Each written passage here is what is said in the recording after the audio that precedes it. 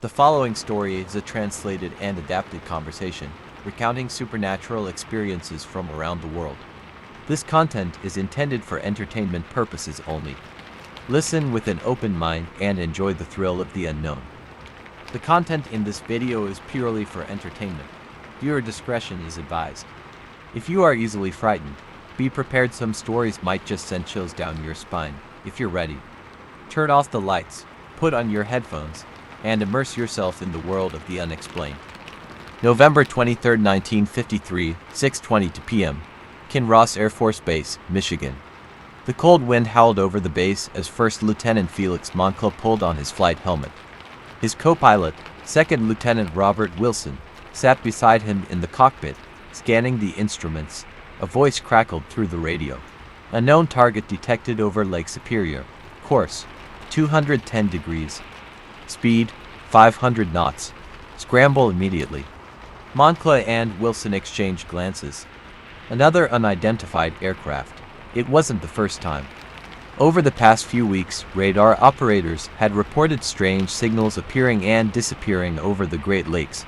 Each time jets were sent to intercept, the objects would vanish. Tonight, however, would be different. 6:52 p.m. over Lake Superior. The F-89 Scorpion roared through the sky, climbing to 30,000 feet. Below, the icy waters of Lake Superior stretched endlessly into the darkness. Inside the Kinross radar room, Sergeant O'Connell watched as two blips Moncla's jet and the unknown object moved closer together. His fingers hovered over the radio. Scorpion 1, target is now 10 miles ahead. Do you have visual? Moncla's voice came back, slightly distorted. Negative, just a lot of clouds. Wilson adjusted the radar scope in the jet. It's there, he murmured. Right in front of us. The object was fast. Much faster than any conventional aircraft. Suddenly, the blips on the Kinross radar screen merged into one. O'Connell leaned forward, confused. What the hell? 6:55 p.m. Moncla's voice crackled over the radio. It's huge. We're closing in. Silence.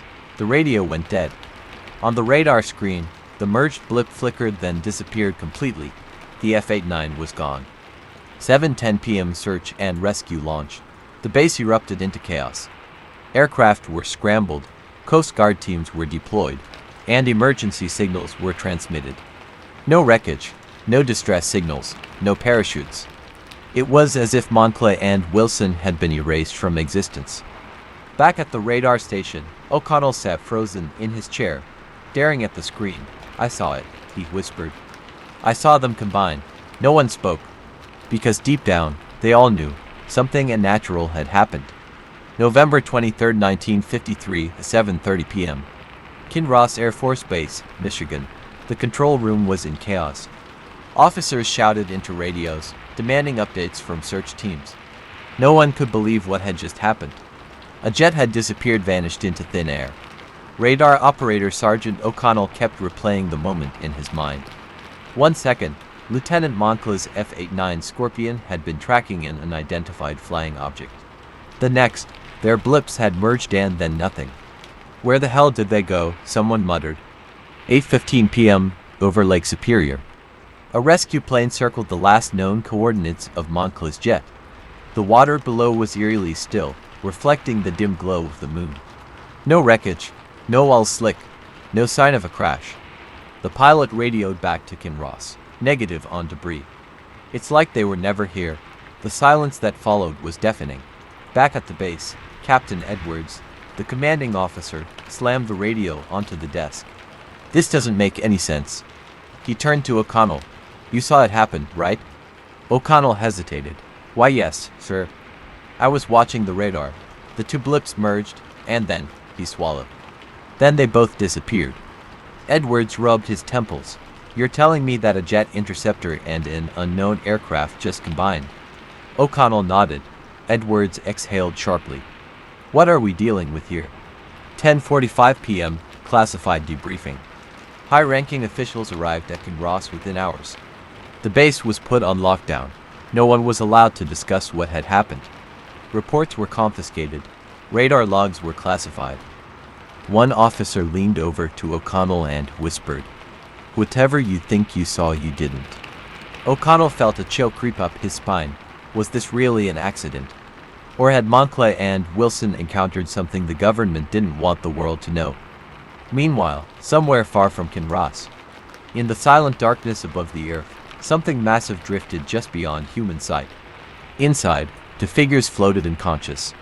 The eyes of something inhuman watched them. Their experiment had just begun. November 24, 1953, 2:15 a.m. Kinross Air Force Base, Michigan. The air inside the briefing room was thick with tension. A dozen high-ranking officers sat around a long table, reviewing classified reports. A single question loomed over them. Where was Lieutenant Moncla and his jet? The official report would say one thing. The F-89 Scorpion likely crashed into Lake Superior due to bad weather. But the men in the room knew the truth. There was no wreckage. No body, no answers. A nervous lieutenant shifted in his chair. Sir, the radar data clearly shows that Moncla's jet didn't crash. It had merged with the unidentified object before vanishing. His words were met with silence. Then, an older general spoke. Gentlemen, what we're dealing with here is beyond standard protocol. He cleared his throat. This case is no longer in our hands. That was all he said. But everyone in the room knew what that meant. Meanwhile, somewhere unknown, Moncla's eyes fluttered open. His head pounded. His body felt weightless. Something wasn't right. He turned to his co-pilot, Second Lieutenant Robert Wilson, who was still unconscious. Their flight suits were intact, but their oxygen masks were missing. Where were they? As Moncla tried to move, he realized he wasn't in his jet anymore. Instead, he was in a smooth, metallic chamber with dim blue light pulsating from the walls. His breath caught in his throat. There was no door, no controls, no windows. Then he heard it, a sound, not exactly a voice, but something inside his head. You are awake. Moncla's heart pounded. He turned his head, and that's when he saw them, the figures. Tall, slender, featureless faces with large, black eyes. They stood silently, watching him. Back on Earth, Kinross Base, 4:30 a.m. Sergeant O'Connell sat in the control room, unable to shake the image of the radar screen. He had been monitoring the flight in real time. He saw the two blips merge. He saw the moment Moncla and Wilson vanished. And yet, the official story was already being rewritten. A stack of reports had arrived from High Command, stamped top secret. The message was clear. This incident never happened. O'Connell gritted his teeth. He knew something unnatural had occurred. But he also knew that if he spoke about it, he might disappear just like Moncla had. Somewhere beyond Earth, a mechanical hum filled the air. Moncla felt himself being lifted, though by what? He couldn't see. Then, he heard the voice again, echoing inside his skull. You have been chosen. A cold realization hit him. He wasn't going home. Lieutenant Felix Moncla's breath came in ragged gasps. His heart pounded in his chest. The tall, slender beings stood before him, their black, featureless eyes locked onto his. Their skin was smooth, almost metallic, reflecting the dim blue light that pulsed along the walls. He tried to move, but his body felt heavy as if an invisible force held him down. He glanced at his co-pilot, Second Lieutenant Robert Wilson.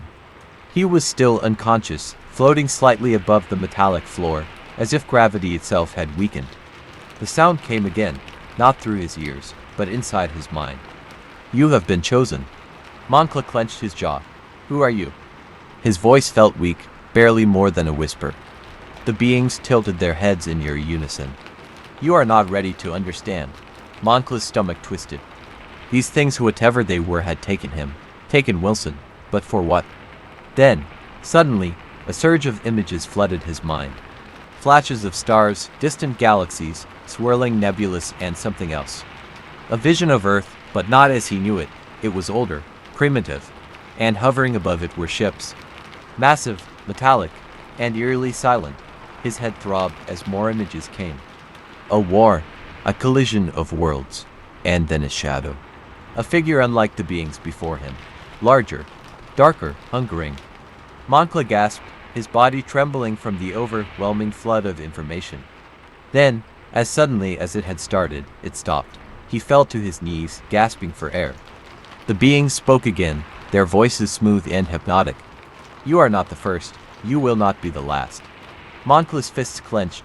His military instincts kicked in. "You think you can just take us?" he spat.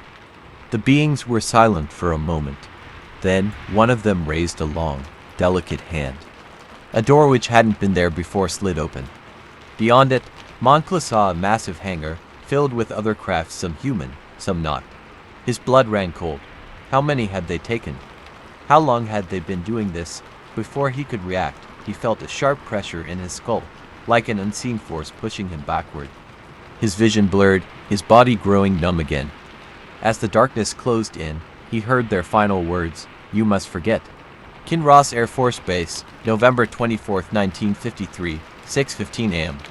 Sergeant O'Connell sat stiffly at his desk, a cigarette smoldering between his fingers. Across from him sat the men in dark suits, government men. Their faces betrayed no emotion. "The official report is simple," one of them said, sliding a folder across the desk. O'Connell hesitated before picking it up. His stomach dropped as he read the words.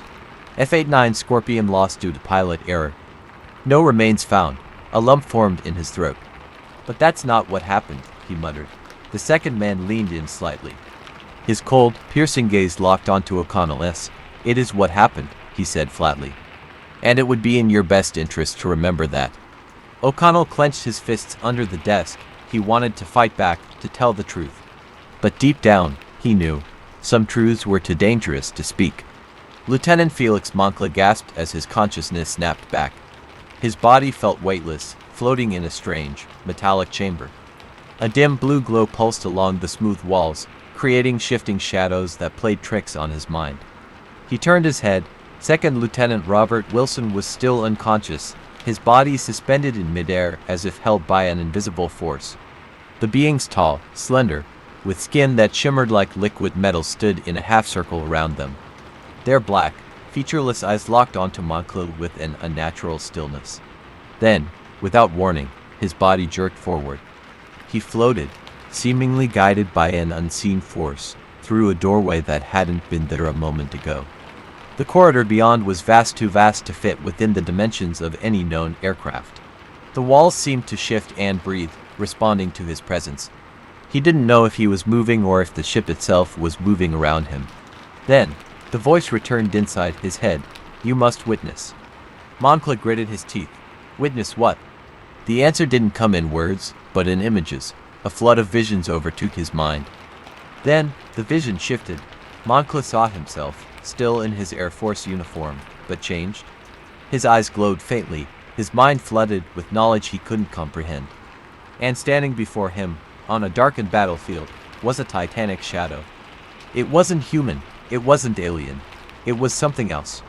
Something waiting, then darkness. Kinross Air Force Base, 3:47 a.m. Sergeant O'Connell jolted awake at his desk, his coffee cold, his cigarette burnt down to the filter. He had fallen asleep reviewing the report again. He exhaled sharply and rubbed his eyes. The official statement was simple. F-89 Scorpion disappeared over Lake Superior. No wreckage found, no survivors. But deep in his gut, he knew that was a lie. The radar blipped the merging of the unidentified object with Moncla's aircraft that defied all logic. And now, the government suits were here, rewriting history. His fingers trembled as he reached for the phone. He had to tell someone. Someone had to know. But before he could dial, the door to his office clicked open. Two men in dark suits stepped inside. Their expressions were blank.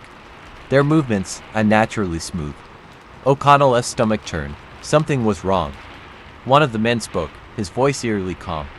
"You've seen enough, Sergeant." O'Connell swallowed hard. He didn't remember telling them anything, but somehow they already knew. The man in the mirror. Sergeant O'Connell stared at the two men in black suits standing before him, his gut twisted. Something about them felt off, their expressions to still, their presence to cold. He cleared his throat, trying to keep his voice steady. "Who are you?" The taller man spoke first. "We asked the questions." O'Connell felt a sharp pressure in his skull, like something was crawling into his thoughts. He staggered back, gripping the edge of his desk. The shorter man leaned in slightly. "The report you're reviewing, it's irrelevant now." O'Connell's fingers twitched toward his drawer, where his service pistol was kept. The taller man tilted his head. "That won't help you." A cold shock ran down O'Connell's spine. How did they know? "Where is Lieutenant Moncla?" O'Connell forced out, "What happened to his plane?" The two men exchanged a glance. Then the shorter one smiled to Wide. "You wouldn't understand." O'Connell's vision blurred for a moment, a wave of nausea hitting him like a truck. When he blinked, the room had changed. The office was gone. He stood in front of a mirror, but his reflection wasn't his own. The man staring back at him wore his uniform, but his eyes glowed faintly silver. And behind him, the two men in suits had no faces at all. Lieutenant Felix Moncla awoke to the hum of something immense. He was strapped to a curved metallic surface, his arms and legs held in place by invisible restraints. The air around him thrummed with energy, and across the chamber, Robert Wilson floated, still unconscious. Above them, strange symbols shifted and pulsed, written in an alien script that made Moncla's head ache just looking at it. Then, without warning, the beings returned. Their bodies shimmered like liquid metal, their black eyes scanning him without expression. Moncla clenched his fists. "Where am I?" No answer. Instead, one of the beings raised a three-fingered hand, and a holographic display flickered to life. Moncla's breath hitched. It showed Earth, but something was wrong. The planet was engulfed in fire. The atmosphere ripped apart, revealing something massive lurking behind the clouds. It wasn't a war. It was an extermination. Moncla struggled against his restraints. "What are you showing me?" The being turned its head slightly. And then, inside his mind, a single thought was implanted. "You were never supposed to know." Then pain, a bright flash, and everything went dark. Kinross Air Force Base, 4:12 a.m. Sergeant O'Connell gasped, suddenly back in his office, the two men in suits gone. Had he imagined it, his fingers trembled as he reached for his desk. His papers were untouched, but something was different. His reflection in the window still had that faint, silver glow in its eyes. And outside, far above the base, something hovered in the clouds, watching, waiting. March 14, 1953. A fisherman named Earl Whitmore was hauling his nets on Lake Superior when something flashed above the water. The sky, which had been calm just moments ago, was now rippling with unnatural light. Then, with a thunderous boom, a metallic object emerged from the clouds and plunged into the lake. Earl stumbled back, his heart hammering. He expected to see a plane wreckage, but instead, a spherical craft, sleek and glowing with a faint blue hue, floated just above the surface. And then they appeared, two men. One was Lieutenant Felix Moncla. The other, radar operator Robert Wilson. They looked disoriented, confused yet eerily unharmed. Their flight suits were pristine, as if they had never disappeared at all. But their eyes, something was wrong with their eyes. They glowed a faint silver. Kinross Air Force Base, the cover-up begins. The news of Moncla and Wilson's return never reached the public. Within hours, military officials swarmed the lake, retrieving the two men and taking them to a classified medical facility. Sergeant O'Connell, who had been plagued by visions since his encounter with the men in black, was among the first to see them. His stomach twisted. They didn't speak, didn't blink, didn't even seem human anymore.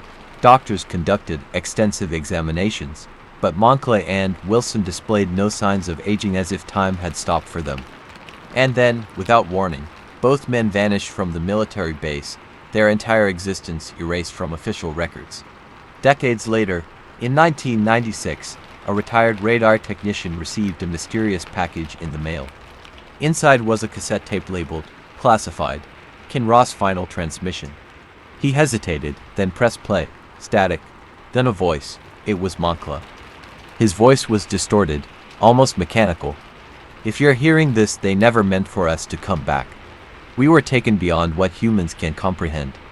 We saw the architects of this world. They have always been here. And they are waiting." A long pause. Then, a final whisper, almost too faint to hear. "You are not alone." The tape cut to silence.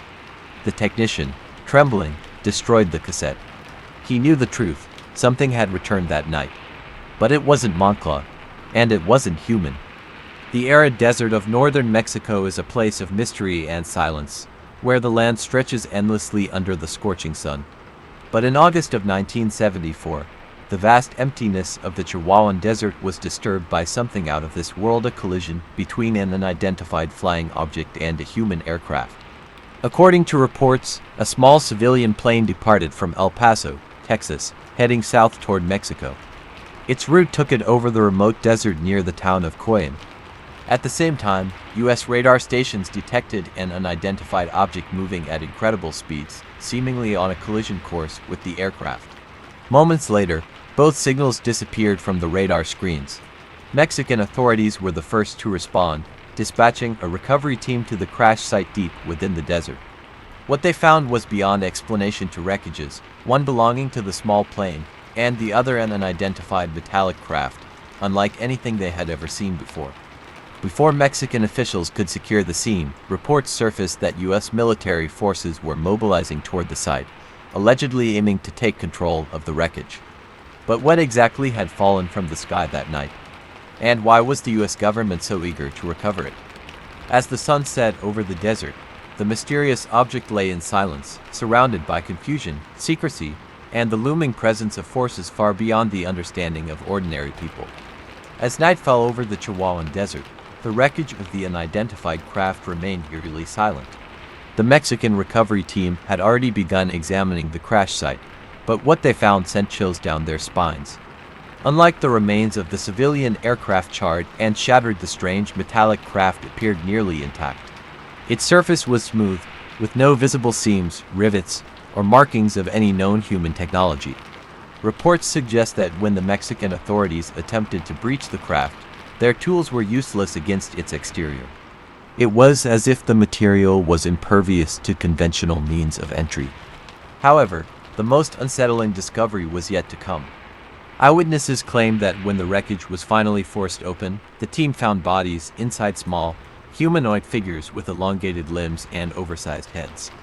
Their lifeless forms were slumped over strange control panels, as if they had been piloting the craft at the moment of impact. News of the discovery spread quickly through intelligence channels, reaching the ears of the U.S. military. High-ranking officials, already monitoring the situation through radar and intercepted communications, realized the magnitude of what had just occurred. If these reports were true, the Koyen incident could be one of the most significant extraterrestrial encounters in history. Without hesitation, the U.S. military allegedly launched a covert operation. A team of specialized personnel was deployed toward the site under the cover of darkness, determined to secure the wreckage before it could be transported deeper into Mexican territory. But when they arrived, they found something unexpected. The Mexican recovery team, once alive and well, now lay motionless on the desert ground. There were no signs of struggle, no gunfire, no indication of an external attack.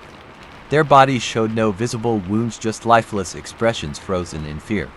What had happened to them? And more importantly, was something else out there in the darkness of the desert? The American recovery team stood in stunned silence, their flashlights casting long, eerie shadows over the lifeless bodies of the Mexican soldiers. There was no sign of a struggle, no gunfire wounds, no blood, just frozen expressions of terror. What the hell happened here? One of the operatives muttered under his breath. The desert night was deathly quiet. Even the usual sounds of nocturnal animals had vanished, as if the land itself was holding its breath. The air was heavy with an unsettling energy, like something unseen was watching from the darkness. As they scanned the area, they found the wreckage of the downed civilian aircraft, its fuselage torn apart from the collision. But it was the metallic craft, still mostly intact, that held their true focus. Slowly, they approached the alien ship. Unlike anything they had ever seen, its surface was smooth and unmarked, reflecting the dim moonlight with an unnatural sheen.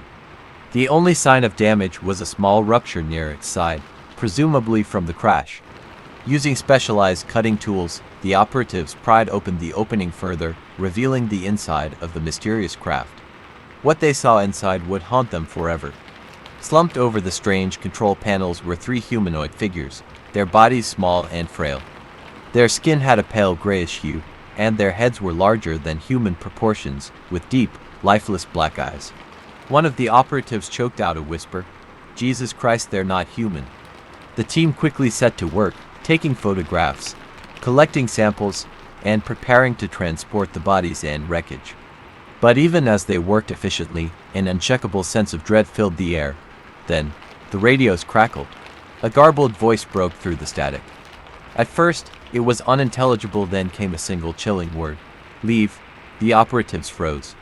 They looked at each other, trying to determine if someone was playing a cruel joke. But the fear in their eyes told them the truth. Something or someone was still out there, and it did not want them there. The radio transmission sent chills down the spine of every operative. The word leave echoed in their minds, as if something was warning them no, commanding them to get out. Who said that? One of the operatives whispered, gripping his rifle tightly. Could be interference, another muttered, though his shaky hands betrayed his doubt. The team's leader, a seasoned intelligence officer named Carter, signaled for everyone to remain focused. Stick to the plan, secure the site. We move out at dawn. But deep down, even he felt it, they were being watched. As they continued examining the UFO, a medic checked the bodies of the Mexican soldiers. No visible wounds, no sign of a struggle. It was as if they had simply dropped dead in an instant. Then, the medic noticed something odd. Their skin was ice cold.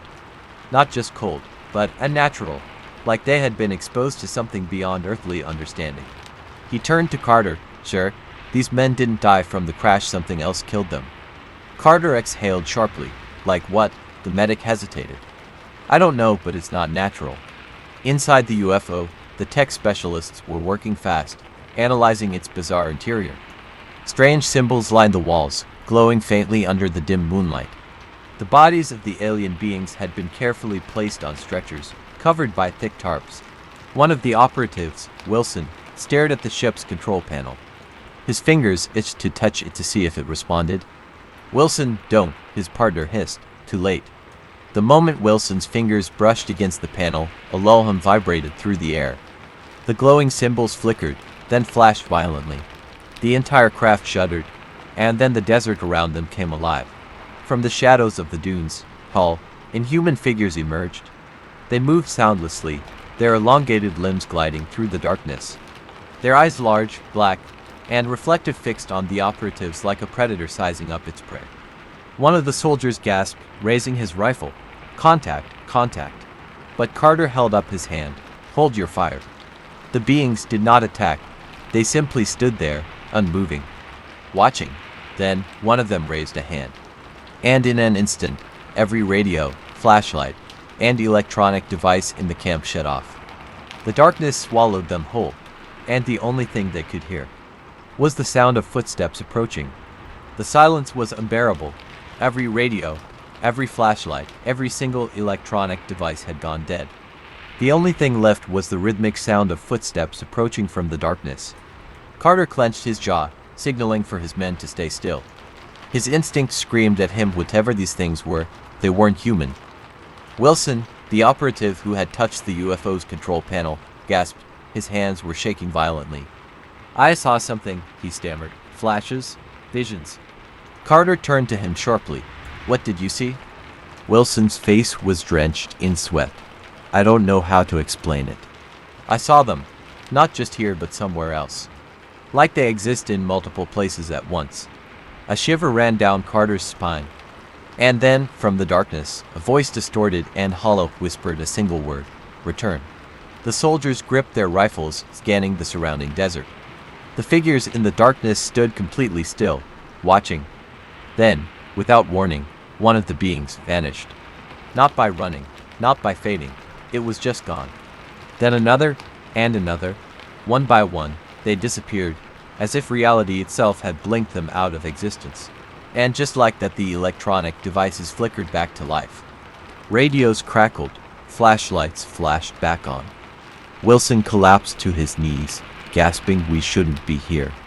Carter turned to his men. We're leaving, now. The team scrambled, packing up their gear as fast as they could. The UFO was left behind, still humming with an eerie energy. As they drove away from the site, Carter glanced at the sky. High above, where the desert met the night sky, 3 bright lights hovered silently.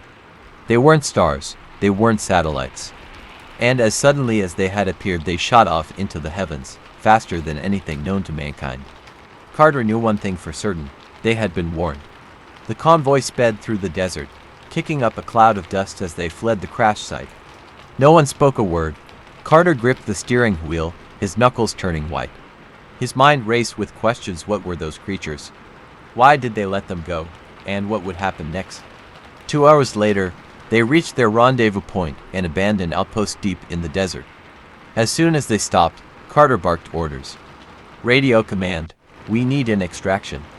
One of the operatives, Jenkins, tried to send a transmission. But the radio was still full of static. Then, the static shifted. A low, garbled voice whispered through the speakers. Leave, forget, the team froze. Wilson, still pale from his earlier visions, whispered, they're still watching us. Before anyone could react, a deafening roar shook the ground.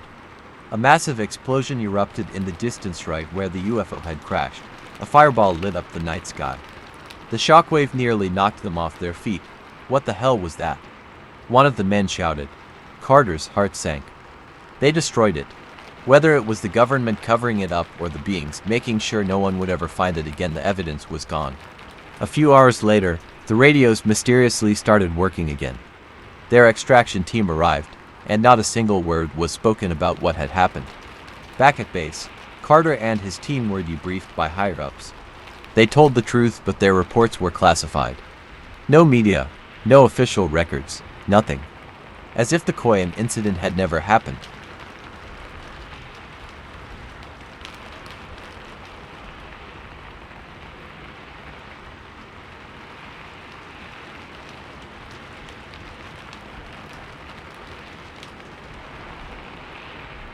He exhaled, closed the file, and locked it away, but deep down, he knew the truth. It wasn't over, they were still out there. And one day they'd be back.